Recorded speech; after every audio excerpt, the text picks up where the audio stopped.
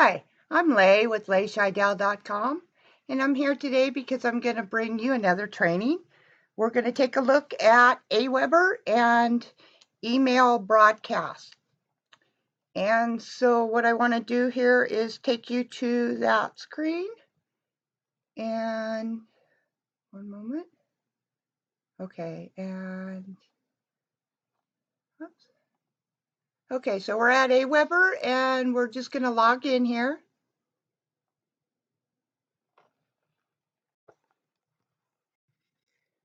Take just a second here.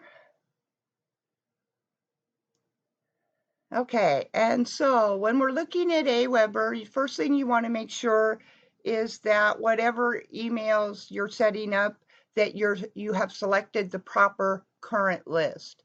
So for this demonstration, I'm going to use the video giveaway as my current list, so that's fine.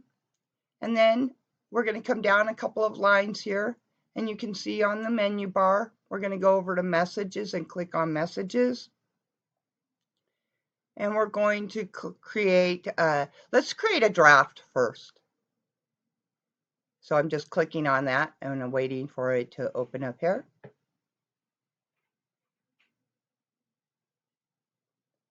Okay, and so this would be one that I've already created in the past, so I'm not sure I want to do that. Let's see, hang on a second. Okay, that's what I really wanted. So what I went back to messages and I select broadcast, because what I want to do here is I want to create a new broadcast message. And so there's several different options that we could use to create a message type broadcast. We can use the drag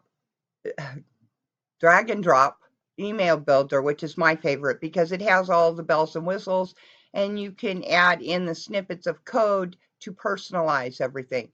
Then you have a plain text message option or an HTML editor. If that were going to be used later, say for a website or such, you might want to be using the HTML editor.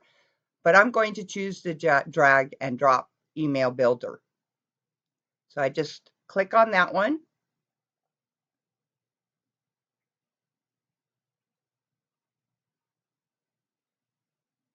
Okay, and I already have a template here. Shoot, I wanted to start with no template and I already have one selected. Hang on a second. Trying to go back to see if I can do it without a template already here. I wanted to create something brand new.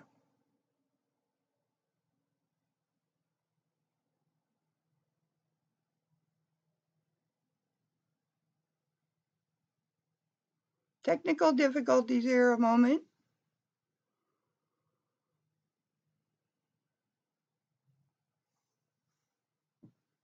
Okay, it sees that as a draft. We're just going to ignore it. I'm just going to click this again.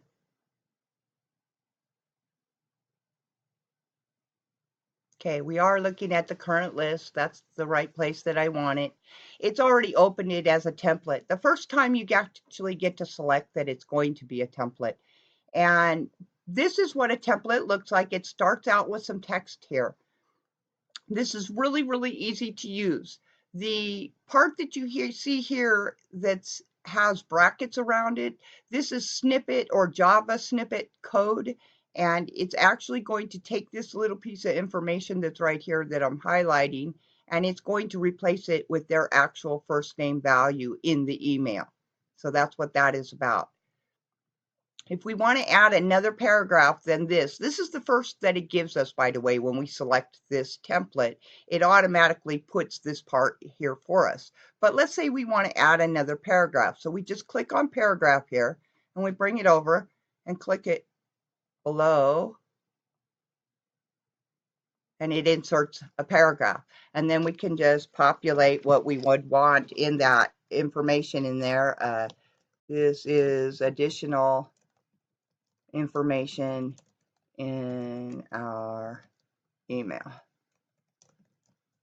Okay, and then let's say that that's basically all you want here, but you want to go ahead and close it, obviously. So we're going to click on signature, And we're going to just drop that in where we want it. Now, you'll notice if I move too far up, I go above the paragraph we added, or I even go above the first paragraph that exists. So I want to make sure of where I'm dropping this link. Okay, and then you can see this is already populated with information that we put in the background. So it says automatically as part of the template, sincerely, and then it's taking a look and pulling the information of my name and the email address that I have associated to the account. If you want to edit this information, you can click right here and it will let you do that. If we wanted to add a logo at this point, we could do that. We could click here. We could add the logo in below. And then we can click here to edit. And by doing that, we can go over here and upload an image. And I'll show you how we actually do this. I'm going to take you quickly over to navigate on my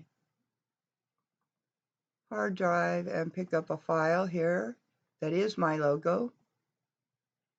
And you'll just see it load here in a second. And so then it actually is loaded there. And then this is how you would adjust the view of it. Right now it's centered. If I wanted it to the left, I could click on the left. If I wanted it to the right, I could do that. I think I'll leave it centered. If you wanted to change the dimensions, we could change it here up. We could change it here down. I believe I can enter a value and it matches. It keeps the proportions of the image what exists. Mine was 200 by 200, so when I changed it to 100, it automatically changed the other dimension for me. It reset the size for me.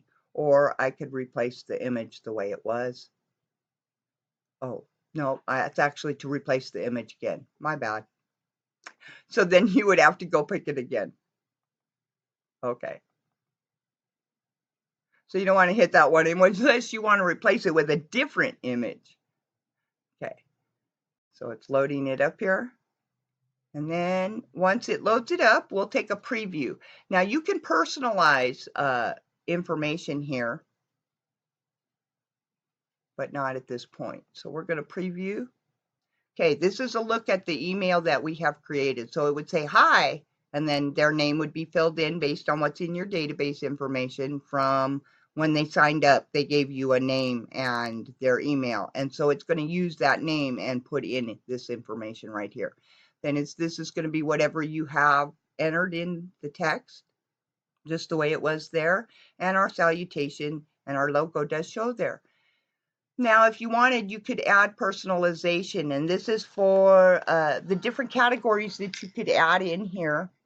There's a whole multitude of them. I was taking a look here at my notes. I know I did make a note of the different options. All I know is there's a whole different set of categories, and you can customize what it is that you personalize here.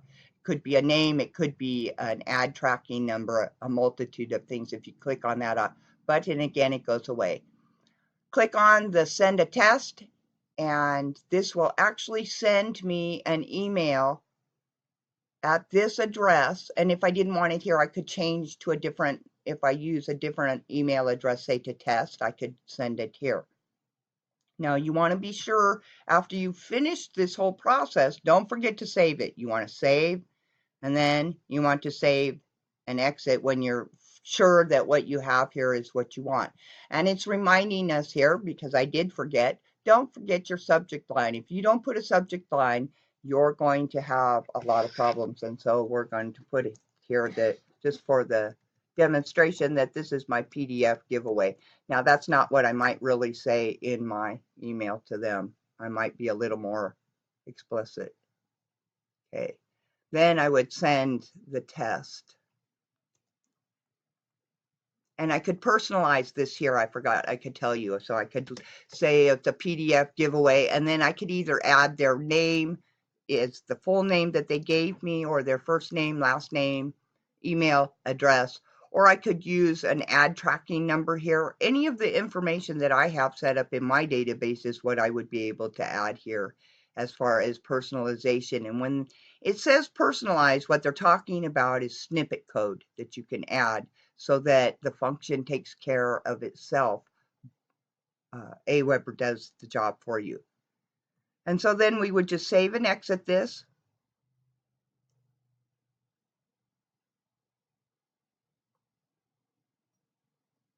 Okay, and now you can see we have several drafts. I have the first one that, the first couple here that I was messing with, one yesterday and one today. We'll ignore those. What we do have is this one here.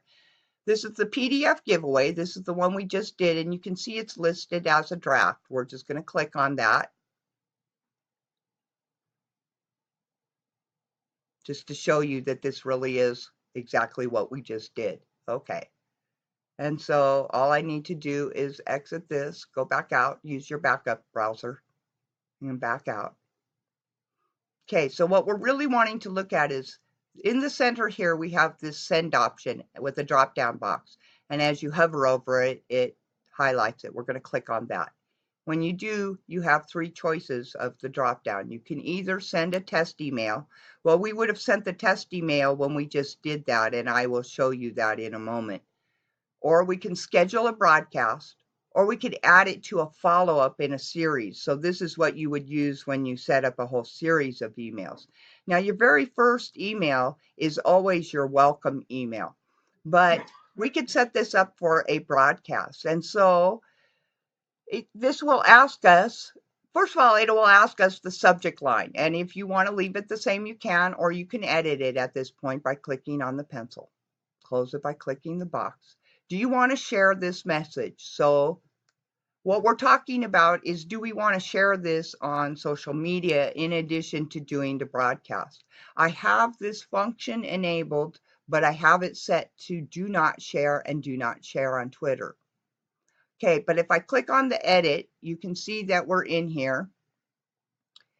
The broadcast archive is enabled for us, and that's already set that way by Aweber. And they give us a home page address link that we can use, and they give us an RSS feed link that we can use. If you understand RSS feed, you would easily be able to pick up this link and to use in your website for RSS. This would be the homepage information to your Aweber link. I'm sorry. Excuse me. Now, this is the social media, and this is what I clicked on this one for. And this is to share your message directly with Facebook fans and your Twitter followers, because that's what I set up on here. Right now, I have this disabled, as you can see on both of these. So it says do not post. Now, if I would like to, I could connect to a new account here. I just click on that link, and I wait a second here while it populates the page. And it brought me up, and it said, please close this window and to resume your application.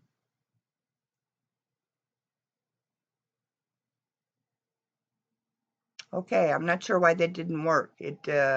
I said connect to a new account, but it didn't actually connect. And let's see what happens if I click on it under the Twitter account. What I'm guessing is that, okay, I know what the problem is. When I set this up originally, I never completed the setup with Facebook. So when I clicked on that, it took us back to the setup on Aweber because I never actually set that up. On Twitter, I did, however, get this set up. And so at this point, if I wanted to, I could authorize this app. And what would happen is it would post to Twitter at the same time. But I'm not going to do that. I just wanted to show you the ability to do that. If I wanted to also post it to Facebook, I would have to go back to my settings, enable this Facebook posting within the settings, and then I could come back here to the broadcast settings and connect so that I could do that. Then after you make any changes, you would want to click apply. We're going to cancel that, and we're going to move forward to who would receive this message. And so this is our current list, is what we selected, and that's where it's going to go to. It also would send a segment to active subscribers if we want to, or I can turn that off. So if I click on edit, you can see that I can adjust to include those on the list. These are other lists that I have, so I could select all lists, or I could select the specific lists, or I can exclude from any of the lists. then you would apply it. At this point, I'm canceling because we're not actually going to do that. The next step, when should this message be sent? And I usually do it immediately, but perhaps you want to get it all ready on the weekend and send it out on different days during the week. You can click edit, and you would be able to set each independent message to go out on a specific date. Just click the date, and then it's going to have you select the time. And make sure that your time zone is set for where you are. Otherwise, your posting is not going to be what you actually expect. On the calendar, you can click back and forward if you need a date in advance. I'll scroll down on the right-hand side. You would apply these changes. Since we aren't going to here at this point, I'm going to cancel. You also have, the last thing that we have are message options. And it can track the clicks on the website links in this message, or you can email me when the quick stats are available. And I have both of those turned on. And so then I would click on send the message now. Now, I'm not actually going to send this message. This was for demonstration purposes. And I'm just going to check here. I was going to also show you, you could set this up. We're going to select for, I'm sorry.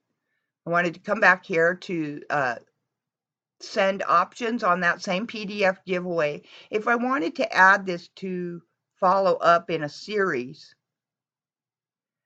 then I want you to notice that when we select that, it shows us the interval. And the follow-up, number one, is the welcome message that your subscribers will get immediately after signing up. So they already received that once you added them to your list, and then they confirmed with you this message was automatically set up.